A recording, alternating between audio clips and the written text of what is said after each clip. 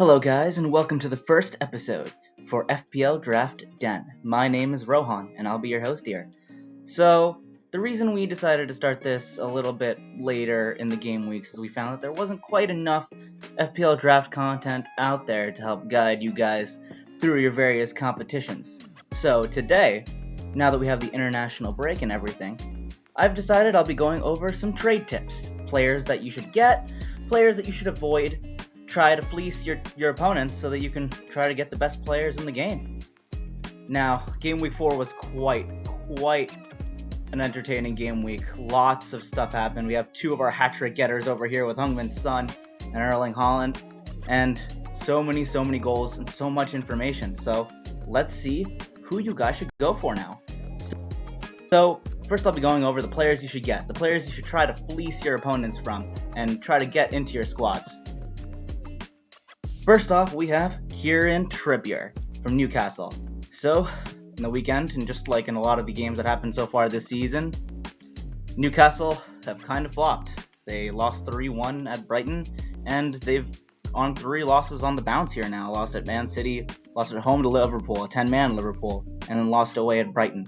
As you can see by the points that Trippier has gotten over the last 4 weeks, he's played all the 90 minutes, but he's only gotten 2, 0, and 1, and Trippier was a popular pick. Trippier did great last year, a goal and 7 assists, played all 38 games, got plenty of clean sheets and a really tight Newcastle defense, that's why he was a popular pick. But this season, he's not done that well so far. And so, anyone in your mini league, 8, 10, 12 person mini league, if they have Trippier, they might think, man, this guy is pretty bad, and they might be right, but more than likely they're wrong. One of the big things you can look at is the BPS that Trippier has. He's always built up a lot of BPS. That's why he got so many bonus points last season. As you can see, he's already built up a lot of creativity, which is a statistic you can find in fantasy that usually gives an analysis of how many assists they might be able to get. His expected assists are already at 0.6. In the future, I think he'll still be able to get a decent amount of expected assists, and I think the biggest deal here with Trippier is the fixture bounce. Brentford's definitely hard, but after that they have fixtures like Sheffield, Burnley, West Ham, Crystal Palace, Wolves. Then after Arsenal they have Bournemouth away. Their fixtures have definitely turned here, and some people who own Trippier might have been convinced by the early poor form that Newcastle have had that they might be a useless pick. So this might be your opportunity to kind of snag Trippier from them for a lower and less good asset, and you get Trippier into your team. Might be a good pick to try to get in a trade. Next off, we have Douglas Luiz in midfield. So, Douglas Luiz has always been kind of a middling pick for people. He did quite well last season with 6 goals and 6 assists in his 37 appearances. He's a very consistent player. One thing with him is that he is now taking penalties, and people in your mini league might be aware that he is taking these penalties now, and that'll definitely give him an edge and maybe get those goal numbers up for him. That said, though, in the last couple of game weeks, he's blanked, and we all know how knee-jerk reactions work in fantasy, so who knows? Whoever owns Douglas Luiz in your mini league might find that he's not returned enough in the last 2 weeks, and they might be more than willing to get rid of him. Without looking at the stats, you can kind of see that he's always playing the games, he's always involved, and the big thing here is just how good Aston Villa's fixtures are, all the way towards 14. All the 2s and 3s, you got Crystal Palace, Wolves, West Ham, Luton, Nottingham, Fulham, and Bournemouth all sprinkled in there. And plenty of chances to get penalties. He takes a lot of set pieces, so plenty of opportunities for points with Douglas Luiz. Additionally, one thing to keep in mind with Villa is that they'll be playing in the Europa Conference League this year. However, Douglas Luiz is an incredibly reliable player. He's always available for games, and I think you'll find that he'll play a lot of, if not all, the games in both the Premier League and the Conference League. And so you'll be able to get those stats from him even when the Conference League starts. So definitely a player to look for and try to grab and snag from your opponents if you think you can.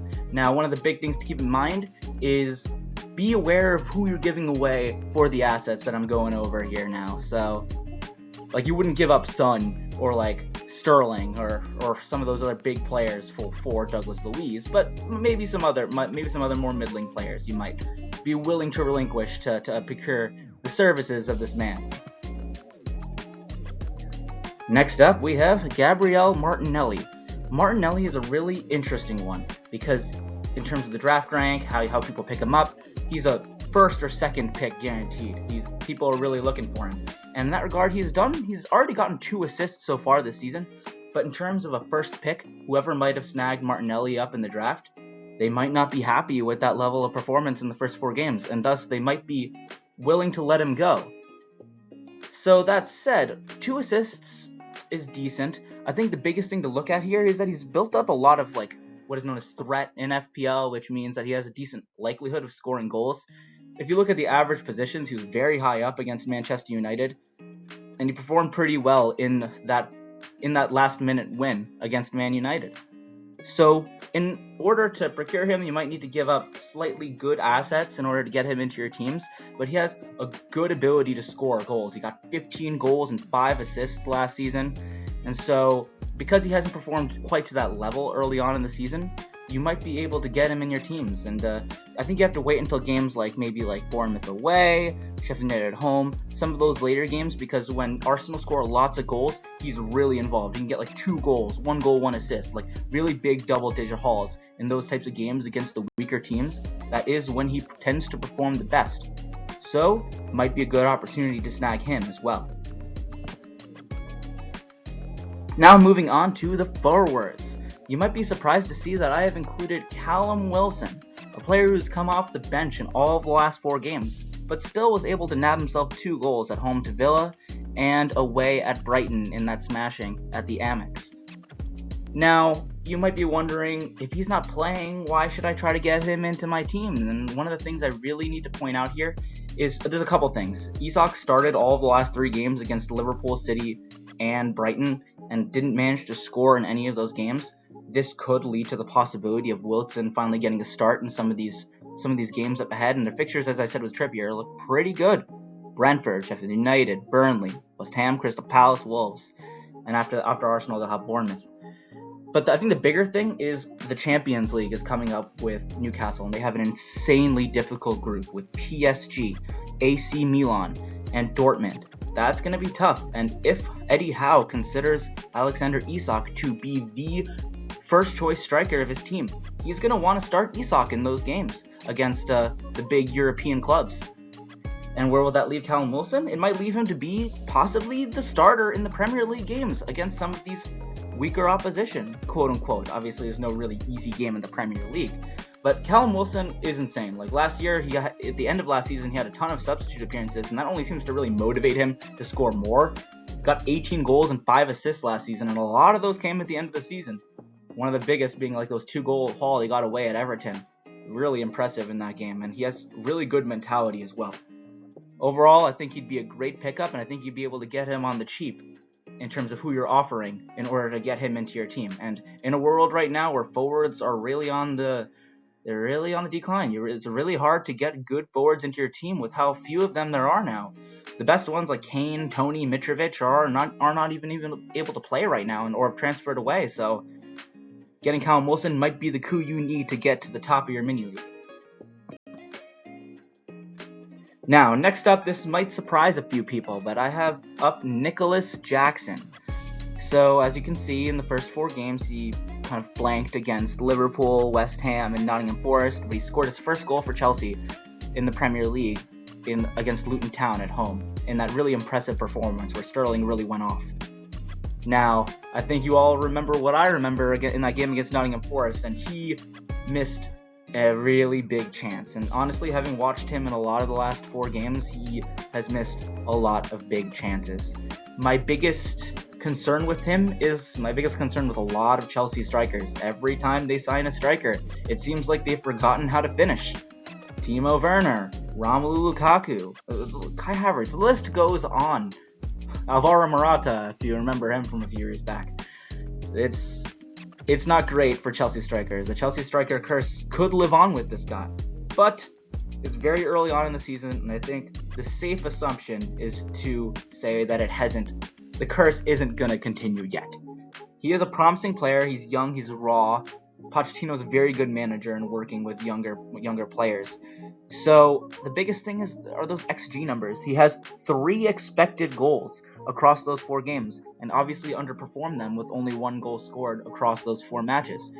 But if he can work on his finishing, there's a lot of potential for goals to be scored in this Chelsea team. Well, there's a lot of chances created for him with the likes of Sterling around him, with the likes of Enzo Fernandez, with the likes of Chilwell. He has a lot of potential to score goals, and whoever has Jackson in your mini league, if it's not you, might think, this guy misses so many big chances. He must be like all the other Chelsea strikers. He must suck.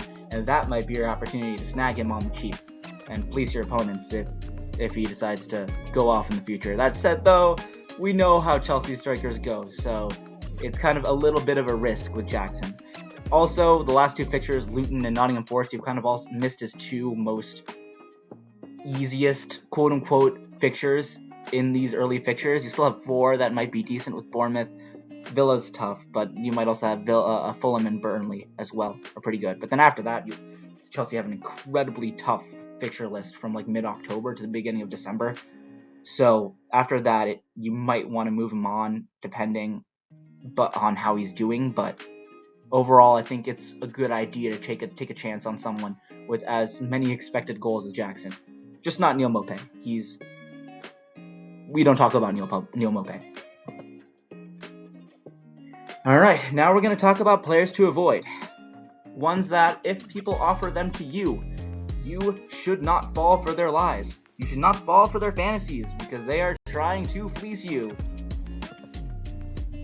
And the first one I have on that is Malo Gusto. I actually really rate Malo Gusto as a player. In that game against Luton Town, he looked really good. He got this 14-point haul that I've depicted here with the 2 assists and a clean sheet as well, and he did decently for expected assists, knocking up 0.16 there. And he kind of obviously overperformed that, but his assist to Sterling, his first one obviously was all Sterling in terms of Sterling dribbling through the entire Luton Town defense and scoring that magnificent solo goal. But his second assist, really well worked down that right-hand side to knock it into Sterling, who kind of scored from the 6-yard area there, and he looked pretty good. The big deal here with him, though, is that Reece James is likely to come back after the international break. That said, though, we all know Reece James' injury record, but there's always the possibility that he comes back and he's here to stay. And in that regard, you might find that Malo Gusto is not playing anymore after that. So someone might utilize this 14-point haul against Luton as a selling point. Like, here, look how good Gusto is. Why don't you take him, and then they might try to get another good player out of you. But then Gusto will start underperforming again because he's not playing anymore after Reece James comes back. So that's something to look out for. Additionally, his 2 good fixtures, 2 of them are gone. The next 4 are decent, but then after that, defensively, offensively, it'll be really difficult for Chelsea to get a lot of points in that haul after in that stretch where they have Arsenal, Brentford, Spurs, Man City, Newcastle. They have a couple more after that. It's going to be tough for them, but Malo Gusto might not be the call if someone's offering him to you. In terms of another defender, we're now moving on to the midfielders. And we have another really good player here in the form of Christian Eriksen.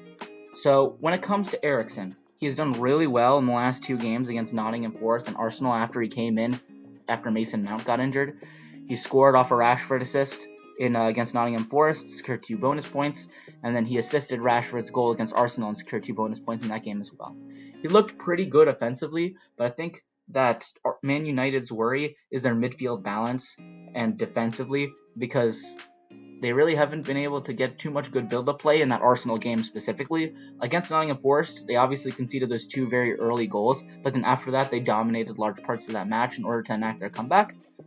That said, though, it's the signing of Amrabat that really gets to me when it comes to Eriksen. So Amrabat's a very good player, and it's likely that Erik ten Hag will want to use Amrabat and slot him in right there next to Casemiro. Additionally, whenever Mason Mount comes back from injury, that's another competition there for Eriksen. So if someone is trying to do a trade with you, they might say, hey, look how good Eriksen is. He's got a goal and an assist in the last 2 games. Look at those bonus points. He is doing well.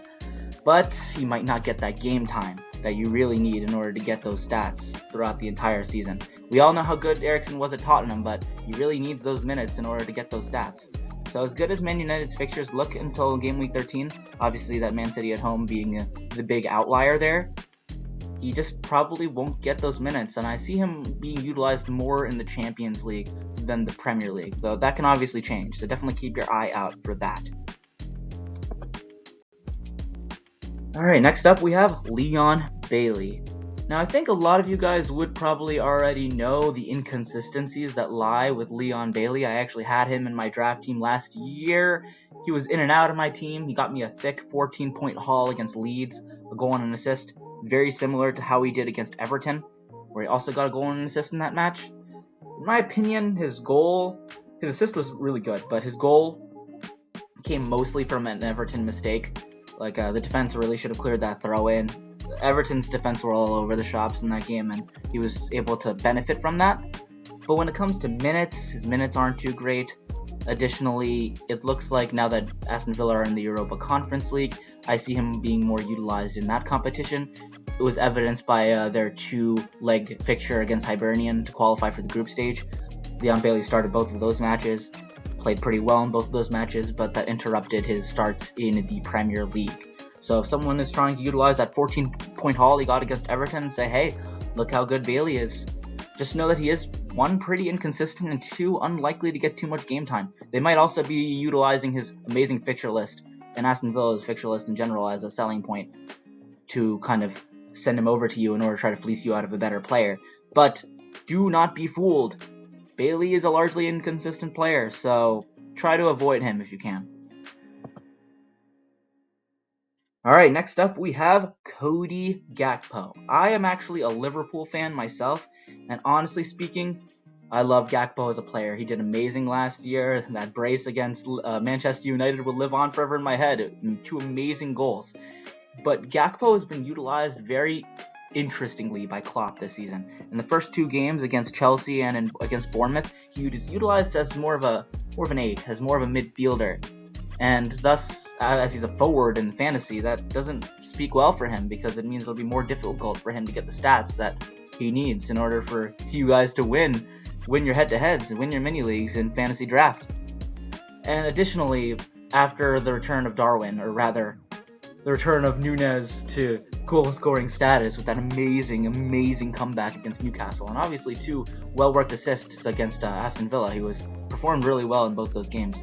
It gives Cody Gakpo even more competition in that front area, because right now Salah is obviously a nailed-on starter at that right wing. Luis Diaz has really come out to be a really nailed-on starter on that left wing, which leaves Jota, Gakpo, and Darwin Nunez to compete for that center-forward slot. Now that Liverpool signed Ryan Gravenberch as well, and Wataru Endo, that means Gakpo probably won't really have a role in that midfield 3 either, and that just means less starts for him. Klopp might utilize him more in the Champions League, sorry, Liverpool fan here, forgot that we're actually in the Europa League this year. Gotta keep that in mind. But that said, though, Gakpo might be utilized more in that Europa League group stage games type stuff. So in the end, he might not be that good. Now, it's pretty obvious to tell he hasn't gotten any hauls, just the 2-2, 1-1 point totals in the first 4 games. But if your opponent tries to tell you, hey, look at this good Liverpool forward, look at what he did last year, look at Liverpool's great fixture list up until game week 12, they might try to give you Gakpo and try to get better players from you. So better watch out. Gakpo is not likely to get much better than he started this season. So watch out for Gakpo. And finally, we have a player that could possibly surprise you in the form of Eddie Nketiah. Eddie Nketiah has had a really good start to the season. He's had 1.5 expected goals, scored twice, assisted once, right now with that 5-pointer I'm depicting that goal he got from off the bench against Fulham when he came on at halftime in order to change the game for Arsenal. And you know what? Change the game he did. Overall, he's been really good this season so far. He scored against Nottingham Forest, quite a good goal off of Martinelli assist. He won the penalty against Crystal Palace, though Arsenal fans will tell you he missed too many chances. He scored against Fulham, and he played pretty well against Manchester United as well. So overall, Nketiah has had a really good start to the season. So where is the problem here? And that problem is named Gabriel Jesus. Jesus started the season injured, as many of you might know. However, he's come back from injury, played a little bit in that game against Fulham, and came on for a longer period of time against Man United, and he was really good when he came off the bench against Man United, and deep into stoppage time, he got his goal, and it was a really good performance in FPL for him. I actually have him on my draft league, so that is very pleasant for me, but not quite so pleasant for Nketiah, because Nketiah, as good as he plays and as good as he is for Arsenal's link-up and contributes a lot of good play, Arteta has been known to be kind of a bit cruel with him sometimes in regards of if you have Jesus, every time Jesus come back from injury, he kind of quickly reintegrates himself in the team ahead of Nketiah, even if Nketiah is in good form. So now that Jesus is back, Nketiah might not get as many minutes, and now that Arsenal are in the Champions League, they might utilize Nketiah more in the Champions League. As their group isn't the most difficult Champions League group in the world. They have Sevilla, they have Lens, and another team that escapes my memory at the moment. But Nketiah might utilize more for those group games, and thus you might find that he's not utilized as much. So in that regard, you might want to avoid Nketiah if he's being offered to you in a trade, as he might not be as good of an asset as he currently seems right now.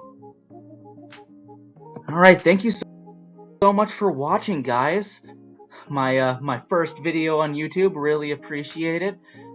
So if you're interested in more content, please subscribe and like the video.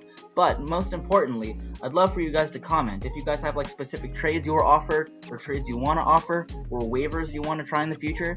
I'm definitely going to be making weekly videos on things from the international break, different waivers you can make before each week, and definitely more trading tips as the weeks go by. Definitely comment if you have any questions for me. I'm relatively active, so I'll definitely come on to talk with you guys in order to see if I can give any good tips and see if I can't help you guys win your mini leagues. Right now, I'm actually first in my own draft league, and I've had a really good draft this season, so hopefully all of us can really get in there and get those FPL points. Have a great day, guys.